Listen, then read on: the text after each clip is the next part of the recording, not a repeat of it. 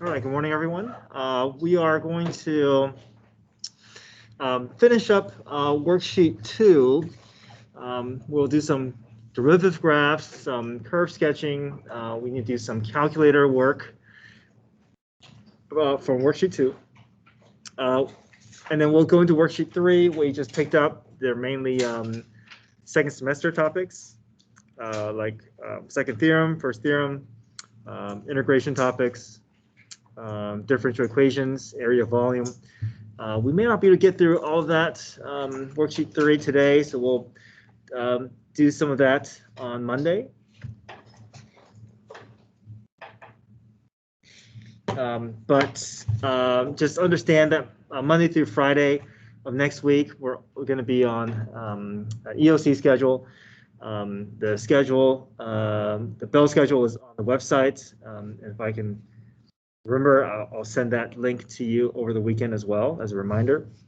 But there's another worksheet that I need to create here. So we will, if we have time, we'll cover what we can.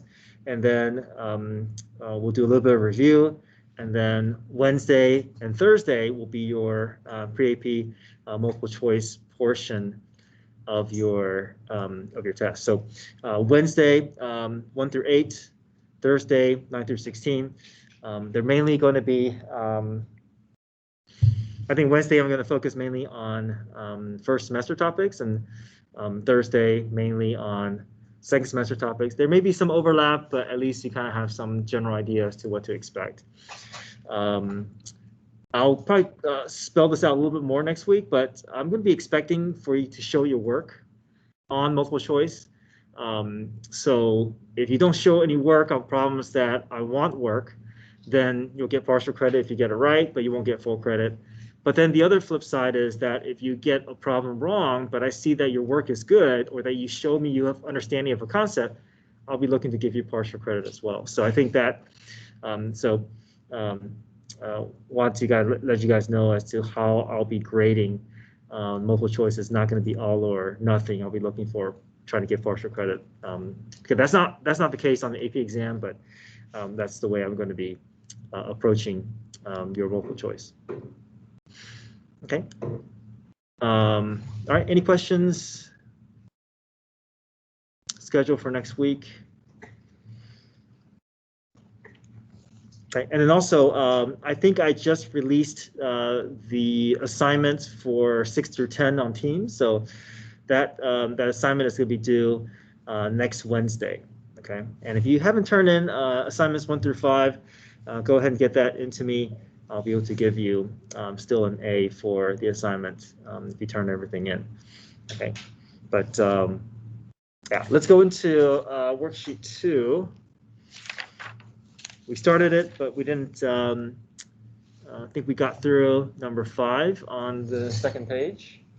But let's go and look at let's look at derivative graph here. So let's look at number 6 here.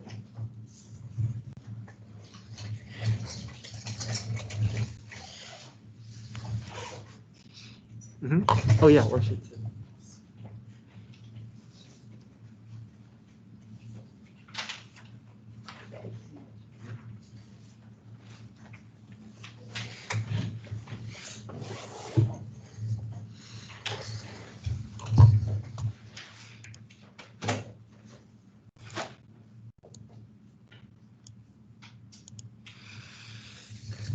Okay, so we have the original graph shown to us. Here's the graph of f. Which of the following could be the graph of f prime, which is the derivative of f? So what I like to do is I like to create a sign line. Sign line kind of acts as a bridge between my graph and f prime, or vice versa. If I'm given the f prime graph, I still like to create a sign line to kind of help bridge between that and the original function. But I'm going to create a sign line from the f of x graph. Okay, both a slope and a concavity sign line. Okay. I know that on my derivative sign line, I'm picking off places where slope is 0, right? And I see slope 0 being max and min at these points. There's no order pairs given, so I'm just going to give myself, just going to create order pair just to give myself some anchor for my points. But You can call it A or B, you can call it anything you want, but I just want to be able to have some marking on my sign line here. Okay.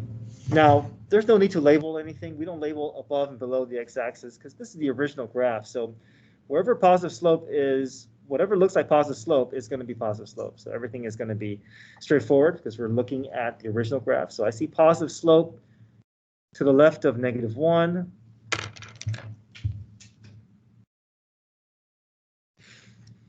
Between -1 and 1, I see negative slope.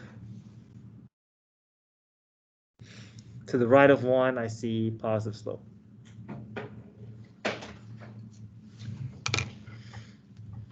Right. I'm also going to create a second derivative sign line, which will give me information about concavity. Okay, so whatever I see is whatever I can interpret. So here I see concave down up until 0. Now I know that in general on the original function you have an idea maybe where the point of inflection is, but the best you can do if they don't tell you is to kind of estimate, kind of guess. But this seems like it's pretty obvious that we're changing that concavity from concave down to concave up at 0. So I'll create a sign line, 0 being where I think my point of inflection is. To the left, concave down. And then to the right, this portion concave up.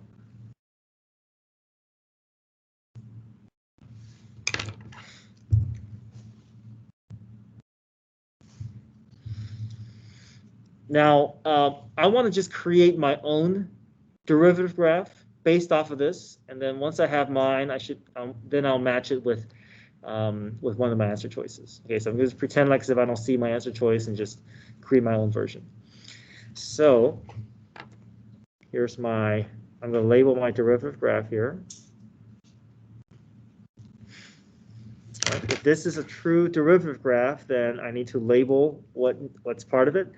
I know that above the x-axis represents positive slope. Below the x-axis represents negative slope. Anything on the x-axis is slope 0. Okay, first things first, I want to create or identify my critical points.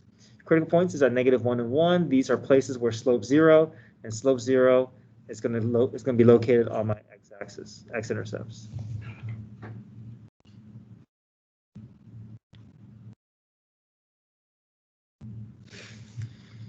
All right, so I'm going to be creating my derivative graph. Anything to the left of -1, I want it to live above the x-axis in the positive region.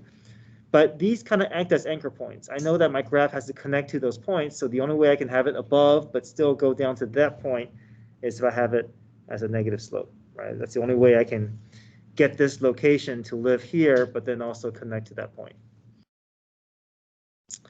Between -1 and 1, I want my graph to live below the x-axis because I see a negative region here. But if it's going to go down, it's going to have to come back up. Okay. Because there's a point located at 1, 0. And then to the right of 1, I want it to be above the x-axis, so it's going to continue going up. I just want to match my concavity information, see if that lines up. So to the left of 0, I should be experiencing concave down. Concave down on the derivative graph is going to look like negative slope. So if it's truly concave down, I should be experiencing negative slope up until 0, and I do, right? This is all negative slope. So this does correspond with what we know to be true with concavity. To the right of 0, positive slope, concave up. Concave up is going to look like a positive slope on the f prime graph. And point of inflection. Point of inflection is going to look like a relative max or relative min on the derivative graph. And we see that there's a relative min at 0. So it looks like everything lines up nicely with what we know to be true about a derivative graph. And now if I look at my answer choices here, it's pretty clear it's going to be answer choice B.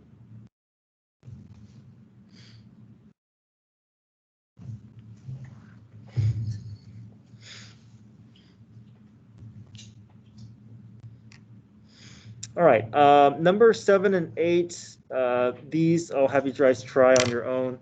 But this is basically first derivative test, where the steps are, we're going to set f prime equal to 0. Once we set f prime equal to 0, we solve for x. Once we solve for x, we can populate our slope sine line.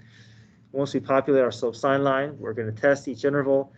And wherever we see negative slope, that's going to be where our function is decreasing. Okay. Number 8 is where we're asking for different values of 1. We're asking for f of 1. Then we're asking for f prime of 1, the slope of 1, and then we're asking for the concavity at 1. So based off of information that we can gather, we should be able to order them from smallest to largest value. Okay. You guys will try that on your own. 9 and 10, similar from previous problems where you're going to be creating a slope sine line, populating your slope sine line, and if you have all the arrows in place, you can determine where there's a relative max, a relative min. Number 10, same idea, but here you're still creating a sine line for number 10, but now it's the second derivative sine line. So second derivative sine line means what critical points you're gathering is no longer relative max, relative min candidates. Now these are point of inflection candidates. So once you find your critical points by setting each of these terms equal to 0, make sure that you understand that just because you found all those critical points, it doesn't mean that they're all points of inflection. In order for it to be a point of inflection, we got to create a sine line, and there has to be a change in sign on either side of your critical point. So make sure that just because you find critical points, that you don't just stop there, that you create a sine line, make sure there's a change in sign. If there's no change in sign, then it's not a point of inflection. Okay. 11 and 12 is more, just graphing, determining where there's a point of inflection based off of the second derivative sine line. And number 12, finding critical points from f prime, finding f prime, setting f prime equal to 0. So you guys can try that. What I want to focus on is calculator work. So let's go to the last page. And I want us to get some more practice in with our graphing calculator so we can just become more comfortable with what to expect on calculator portion of your multiple choice section and the type of questions that they like to ask. Okay, so here's number 13. Let f be the function with the first derivative defined by f prime. At what values of x does f attain its maximum value on the closed interval? So we're just going to graph this on the calculator like as if, and we're just going to treat it like an f prime graph. That means we're going to label and determine based off a sine line where the relative max and relative min is for our original graph. Okay, so go into our calculator. We'll go to y equals, and we'll type in sine of x cubed.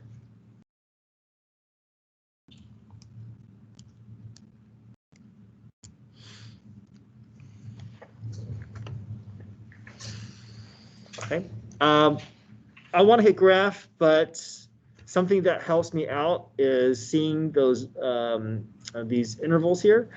This kind of helps me decide how I want to adjust my bounds. So having that 0 and 2 is helpful because I'm going to go to my window, and I'm just going to set my window to be just slightly on either side of my boundary, just so I can see a little bit outside of my boundary, so that doesn't end right at the edge where I feel like I'm missing something. Okay. So it doesn't really matter. I'm just going to go from negative 0.2 to 2.1. I'm just choosing decimal values just so I can just see a little bit beyond my edges. I'm choosing arbitrary values for y min, y max. You can always put it under your standard window and draw a box, but I just decided that maybe it's faster for me just to adjust the windows from here.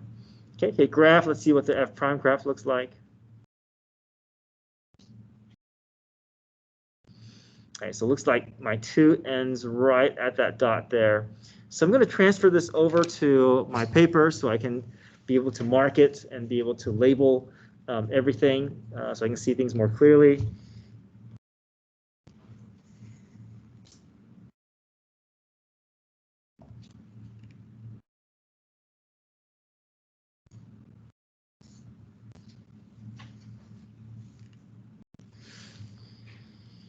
So this is my derivative graph, which means that I need to be making sure I know how to interpret it.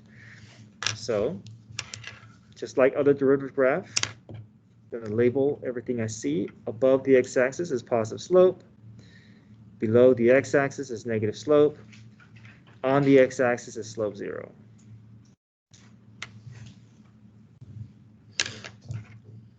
Okay, so going back to my calculator, I'm going to be finding my x-intercept. So do second trace 0.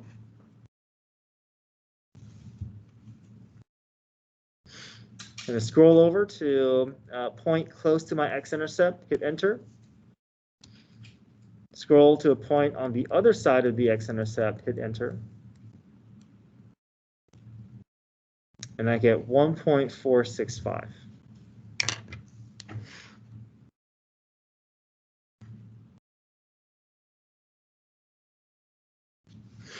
Okay, I want to point something out here. Maybe we're expecting this y to show 0, because if it's a true x-intercept, it should be 0. But for some reason, sometimes the calculator is not able to quite get to 0, and so it's giving you that really, really close approximation. So just understand that if you see this, don't get stressed that you're not finding the x-intercept. This is basically the calculator's version of giving you 0. So just if you see that, it's basically a really, really small decimal value. It might as well be 0. So when you see that, just say, okay, that's good enough. That's my 0. That's my x-intercept. Okay. So if you see variations of e raised to a negative value, that's just a really small decimal. Okay, basically 0. All right, let's see if we can find our next x-intercept there. So second trace 0 again. I'm going to pick a point to the left of this x-intercept. Hit enter. Pick a point on the other side of the x-intercept. Hit enter. I get 1.48. So you see this again, y is equal to, that's basically 0. 1.845.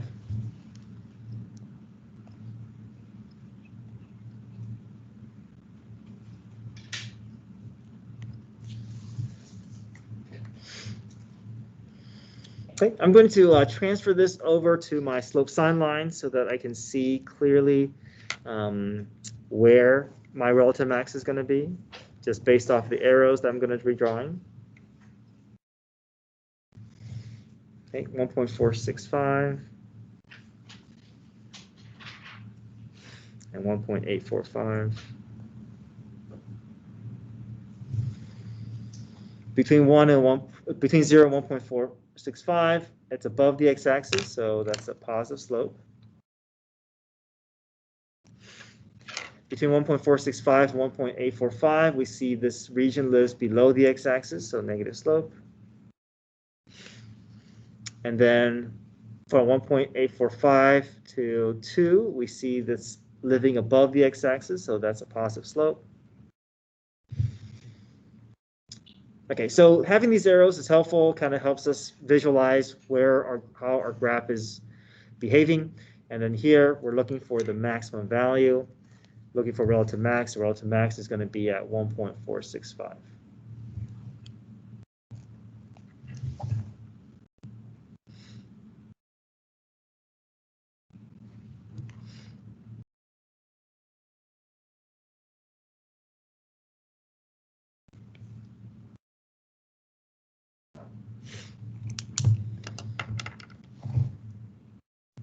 Okay, 14. I think you guys can try that on your own later. Let's look at 15. And I'm sorry if on your version at home, I think I mixed up the numbers, so I skipped a number here. So you can kind of just follow with the problem I'm doing. But the order is the same. I think I just mixed up I skipped a number along the way. Okay, so this is number 15 on my sheet here. Okay, sine of x cubed minus x. Where is my original function increasing? So again, it's giving us f prime's graph and it's asking about the behavior of f of x. So same process, we're going to go to y equals, graph this f prime, create our sine line, and based off that sine line, make some conclusions about how the actual graph is rising or falling. So sine of x cubed minus x.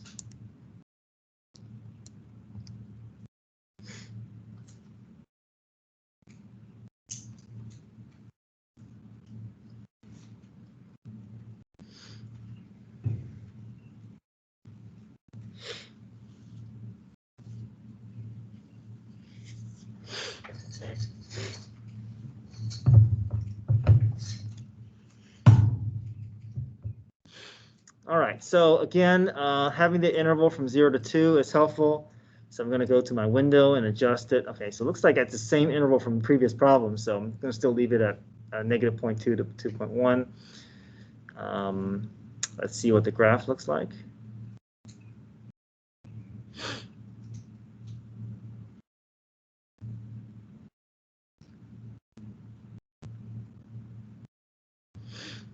So we see that, I would prefer to see a little bit more spacing in that region here, so I can trace it a little better.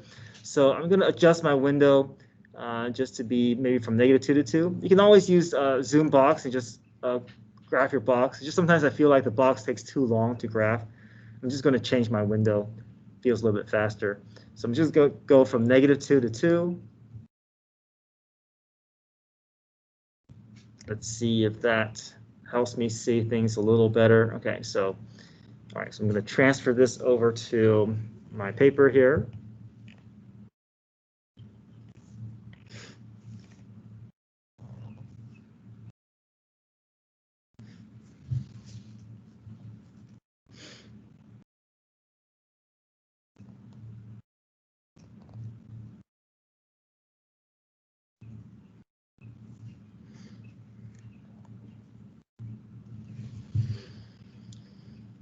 All right, dealing with the F prime graph, so I need to label. This is above the x-axis, below the x-axis, and slope 0.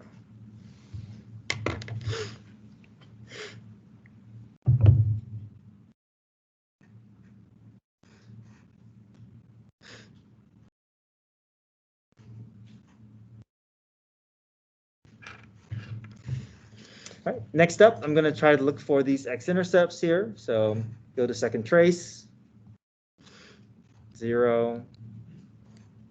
Pick a point to the left of the x-intercept, hit enter. Pick a point on the other side of the x-intercept, hit enter. So, oh, that's a nice whole number there. That's just going to be 1. Okay, seek out this point here.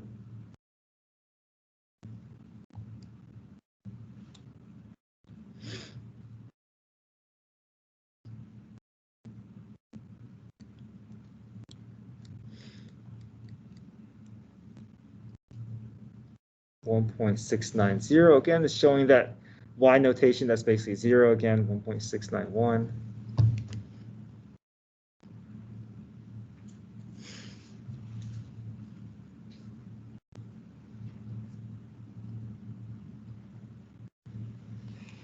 Okay, so I think we have everything that we need. I'm going to create my slope sine line from 0 to 2.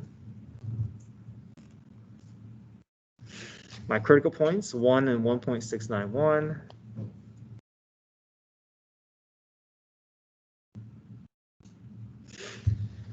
All right, so between 0 and 1, I see it's safely below the x-axis, so I'm going to translate that to be a negative slope on the original graph.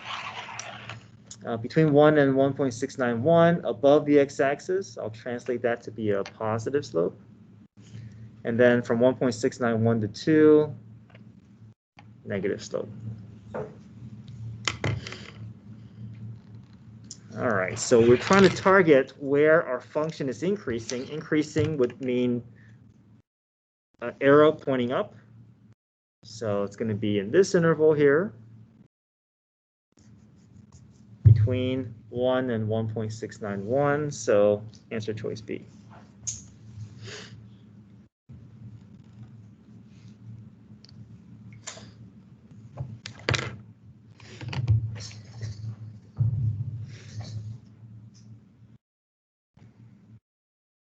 Okay, questions? 16 is the same way. You have a derivative graph. You're looking for a relative max. Same process as 15. You guys can try that on your own. Let's go to 17, or on the worksheets at home, it's the second to last problem. Now, this is also a derivative graph, but now it's asking for something a little different here. It's asking for points of inflection off of the derivative graph. Okay, so as a reminder, if I'm looking at the derivative graph, your points of inflection are going to be located as the relative max and mins of your derivative graph. So POIs are located as relative min and relative max of your F prime graph.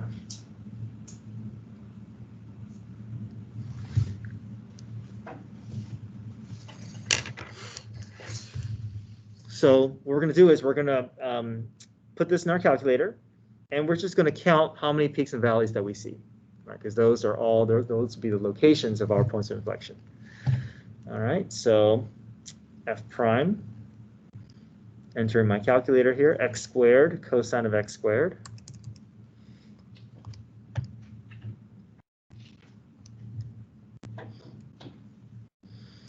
My interval is still from -2 to 2.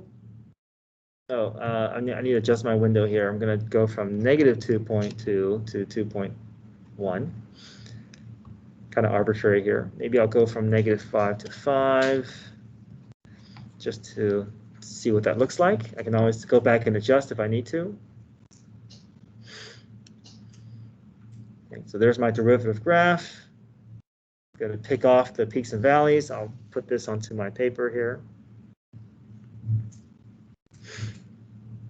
So decreasing, increasing. All right, so I see a couple of peaks and valleys. I'm going to count them here. This is my F prime graph. So 1, 2, 3, 4, 5. So I count 5 relative max, relative mins.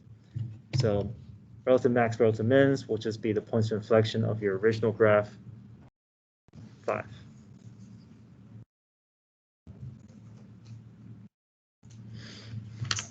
Okay, questions there?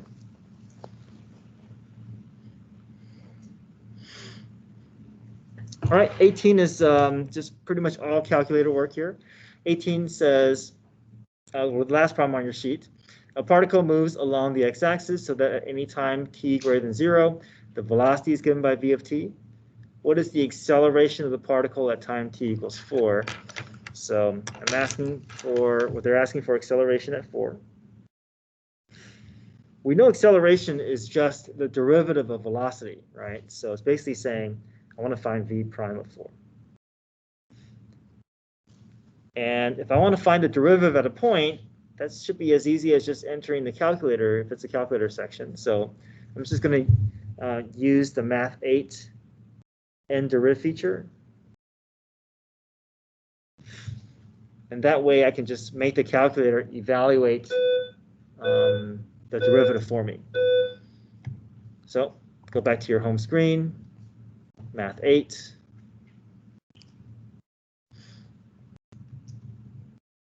Okay, there's your n-deriv feature. d over dx. Enter in the velocity function.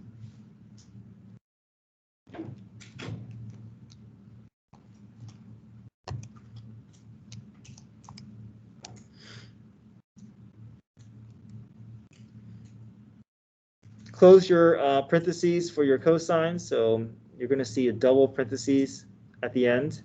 One to close off the cosine and one to close off the entire expression. And then at 4. Right, 1.633.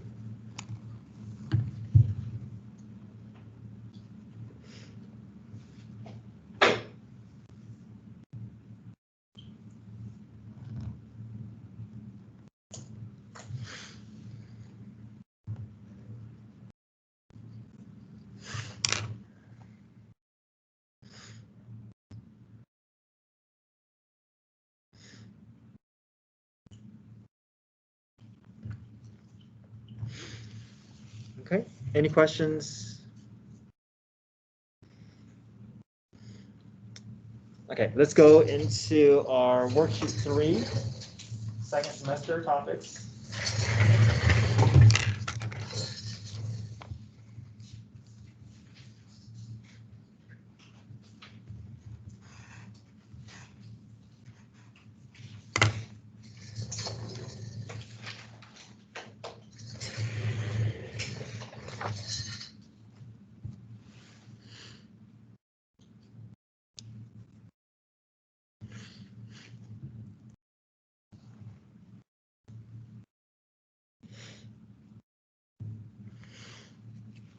All right, so in this packet, there's Riemann sums, first theorem, second theorem, average value theorem, second semester topics, integration topics, integration rules, use substitution, and then finally our last 2 topics of this semester was differential equations, and then area volume to squash your cross section. All right, let's start off with Riemann sums here. It says the graph of f is shown. L will let L represent left Riemann sum. R represents right Riemann sum. T is trapezoid approximation. And you see the integral from 0 to 4 of f of x. This represents the exact area under the curve. So we have 3 approximations and exact area. And we're just trying to figure out what is the order in terms of the value that they will provide. Right, which is going to be an under approximation, which is going to be an over approximation, and we're going to order them from smallest to largest value. Okay, I'm going to be drawing a couple of graphs to kind of help you visualize it, but I'm going to start with trapezoid. Okay, so I'm going to put trapezoid directly on this diagram here. So the way we draw trapezoid is we're just going to connect from peak to peak. So each of these peaks I'm going to connect and draw. Now, sometimes it's a little bit harder to see with trapezoids because they do such a good job with approximation that sometimes it's kind of even hard to tell that it is an approximation. But I'm going to connect from peak to peak here.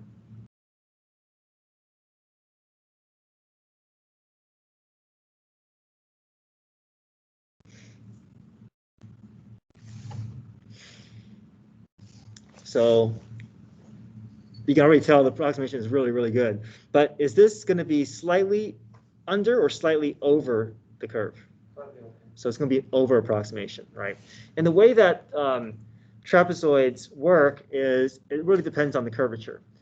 If the graph is concave up, typically what's going to happen is that all your trapezoids are going to be portions will be sitting above the curve. But if your graph is concave down, then your trapezoids are going to sit below the curve. Okay, so I'm going to put that note here. This trapezoid approximation, it's very close, but it's going to be a slight overestimate.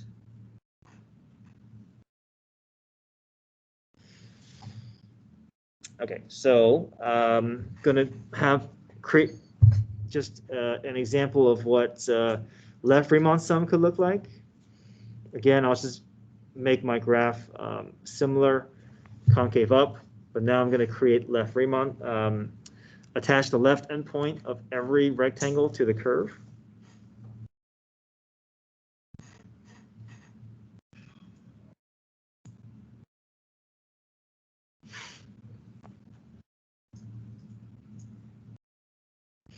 So left Riemann sum, look at how these rectangles interact with the curve here. Is this going to be under approximation or over estimate? Under, right, good. So underestimate.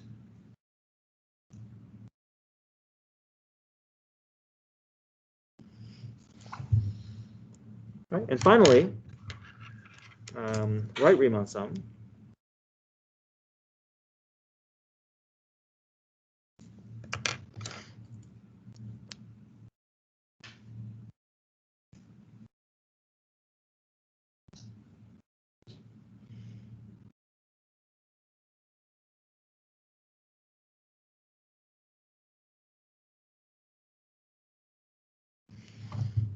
Okay, right Riemann sum, over or under?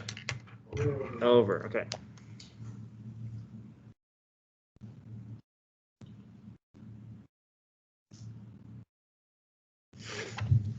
And then we also have the area under the curve, which is the exact region here. Okay, this is going to be exact. So we want to put them in order from smallest to largest. What's the smallest value? Left Riemann sum. So we know left has to come first, which means that C and D are already out of the running. We can cancel those out. Okay, what's after that? And the actual. Good, the actual area, because we know the other two is overestimate, so we know those will come last. Okay, so the integral from 0 to 4, that represents the exact area. Okay, what's the next one? Trapezoid. Yeah, trapezoid is slightly over, but it's not as big of an overestimate as the right Riemann sum, right? And right Riemann sum will come last.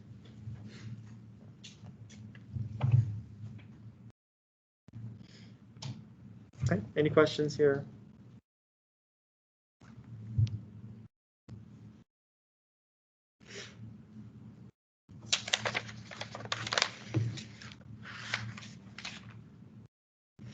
Okay, let's skip number 2. Well, number 2 is average value theorem. You guys can try that on your own. I want to look at number 3 here. Number 3 seems unfamiliar, but I think if we take it step by step, we'll begin to see some process that we recognize begin to reveal itself.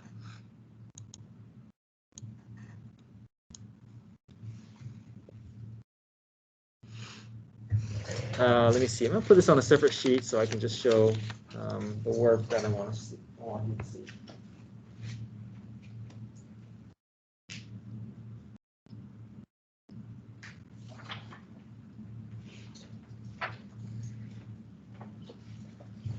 Okay, so here's number 3.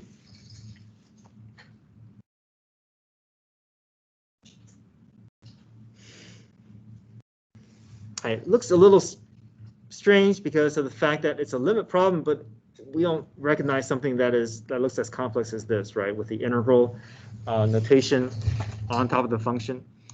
But I mean, it is a limit problem. So, and I'm going to rewrite this a little bit. I'm going to see how that h is slightly in the denominator. I'm going to put this all over each other, maybe or above each other, so I can kind of see things a little bit more clearly here.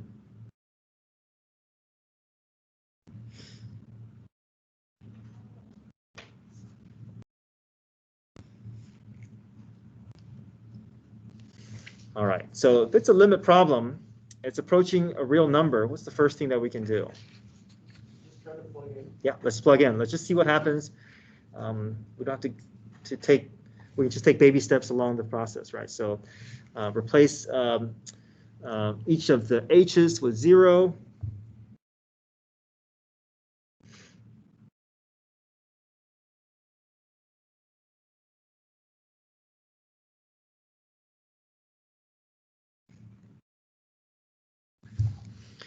So the denominator is showing 0.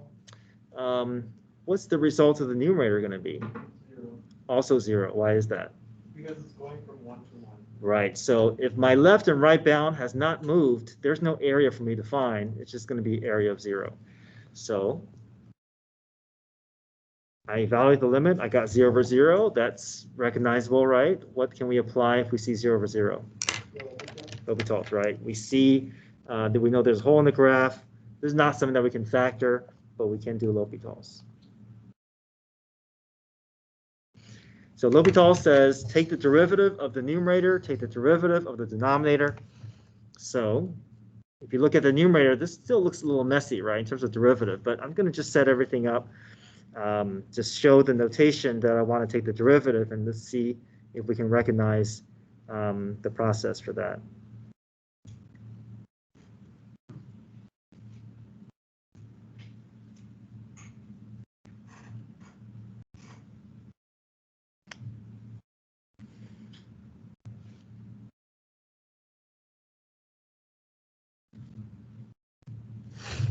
Okay, I'm just showing that I'm going to take the derivative of h. That's just going to be easy. That's just going to be 1. I just want to show the notation that I want to take the derivative there. But here, do you recognize the process that we're going to apply when you see something that looks like this? Would it just cancel out? Yeah. So this is basically applying second theorem. Okay, so second theorem says that if I want to find the derivative of an integral, these two operations will cancel each other out. My expression is going to remain intact. The only thing I have to worry about is how to deal with that upper bound. That upper bound is going to get inserted into the variable of my expression. That's what it shows here as f of p of x. And then I also need to multiply it by the upper bound's derivative. Okay, so we're applying first or second theorem here. Okay, but like you said, we know these two operations which just cancel each other out. This is literally just going to stay the way it is, but the upper bound will get inserted into the variable. So rewrite the problem here, or go through the process. So this 1 plus h is going to get inserted into the expression. We don't have to find a derivative or integral or power rule because all the calculus has already been kind of undone, right? They've all kind of just cancel each other out.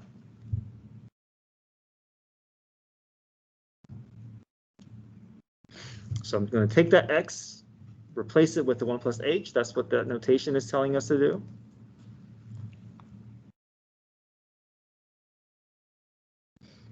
Times the upper bound's derivative. 1 plus h's derivative is just going to be 0 plus 1. So it looks like not going to be anything that's going to change. All over, the derivative of h is just 1. So now we're dealing with a much more familiar problem, right? This looked messy, but second theorem allowed us to get our way down to this point. And now we can just do what? Yeah, plug in h, and we should be able to get down to a real number. If we get down to a real number, we know that's our limit.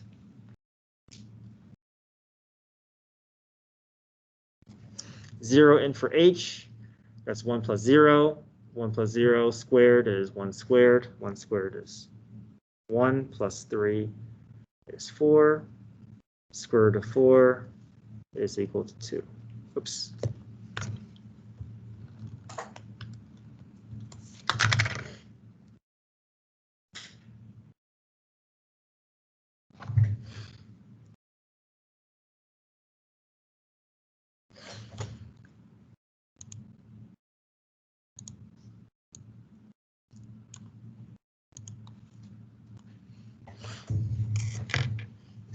Okay, so what seems like a pretty messy problem, yeah, there's still, there's quite a bit going on here, but if we take it step by step, we're able to kind of see some of the processes that we've been using. All right, does anybody still need to look at number 3? Okay, let's do one more, and this is going to be number 4. Okay, I'll put this on a separate sheet as well, just to be able to have room to show the work.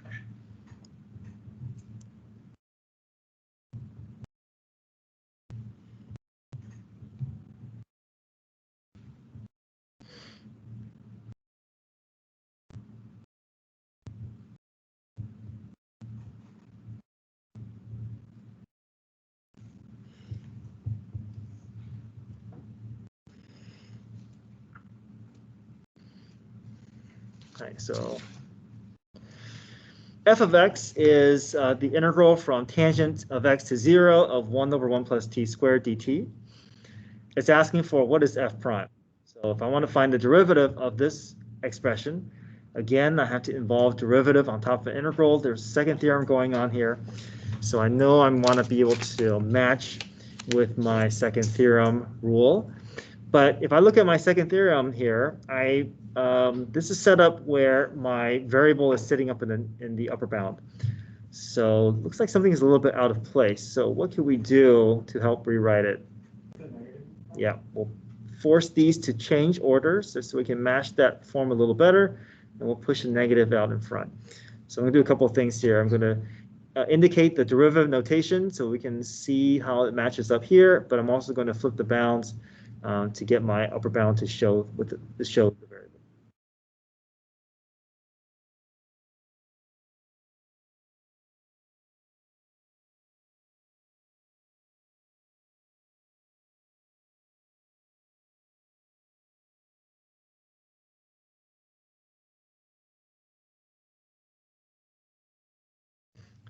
All right, so I have everything lined up where we can directly apply our second theorem.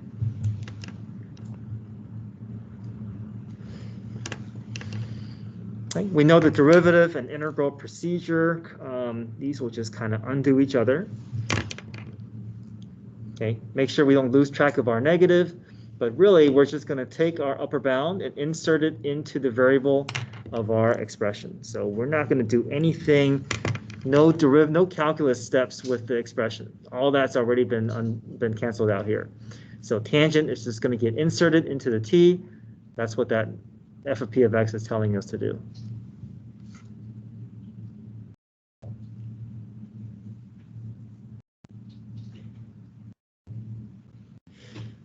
But we still need to do what? The derivative of Good, derivative of tangent. So if you look on your formula sheet, tangent's derivative is secant squared.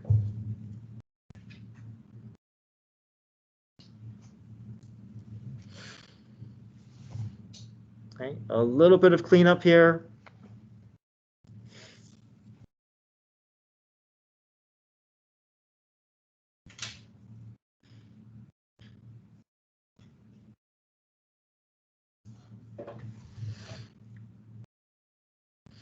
This doesn't match one of our answer choices, and the reason why is because there's something that we can do with that 1 plus tangent squared x, and there's a little bit of a trig identity here.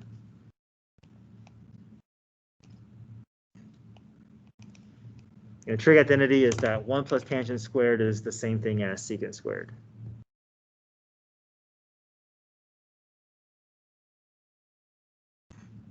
All right, so now this becomes easier to clean up. Secant squared matches up, it cancels out. I'm left with -1 over 1, which is -1.